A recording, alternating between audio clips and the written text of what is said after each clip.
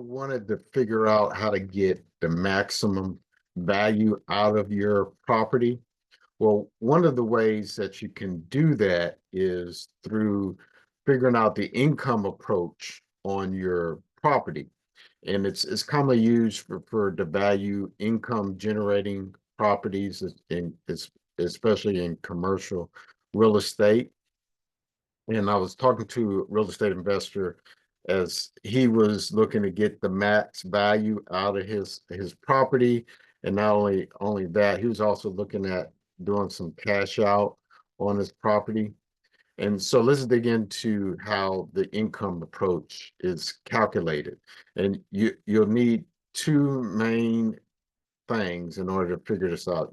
You'll need the net operating income, and then you're going to need the capitalization rate. And and let's dig in on how to find that out. So with the net operating income, all you need is just the gross income that the property makes, and then you just minus that by the expenses. So, things like the rent that you get is income. Maybe there's parking fees, maybe you have vending machines, those kind of things.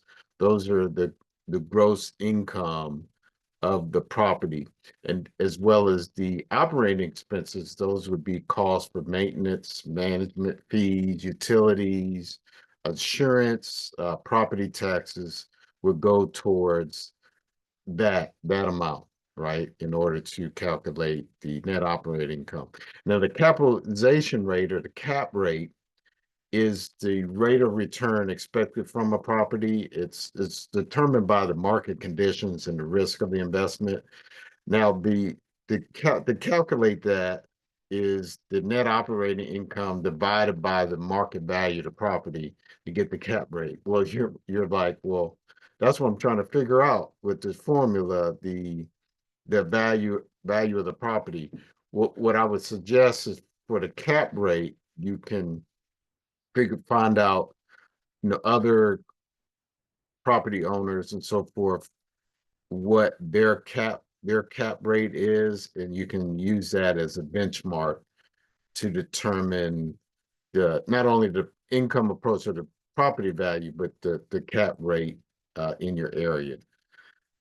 So to find out the property value based on the income approach, all you need is calculate that net operating income, and then you just divide by the cap rate, and then that'll give you the property value. So let's go through a quick example. So suppose that you're valuing a commercial property that generates 200,000 in gross income annually, and the operating expenses for that property is $50,000. And the typical cap rate in the area is, let's say, 8%. So step one is to calculate that net operating income. So in this example, you got the gross income, which is 200,000, minus the operating expenses, which is 50,000. So 20,000 minus 50,000 is 150. So that there now you have the net operating income for your property. And then step two, to calculate the property value based on the income approach, is now you have that net operating income divided by the cap rate. And the net operating income is 150,000. And we mentioned before that the cap rate that we were able to find is 8%. So you got 150,000 divided by 0.08, right? Because you put it into change it to a percentage.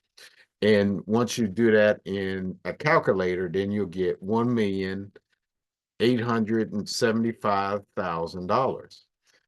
And so that's a benchmark that you can use. So like if you're negotiating with maybe even selling the property, or showing a lender, hey, this is what the income approach of the value of the property is, to figure out how much you could possibly get for your property. Now, below in the show notes, we show like 5 ways to finance real estate. It's a free article that you can pick out, if, if, and so that's it. Thanks for watching. If you have any questions, definitely let us know.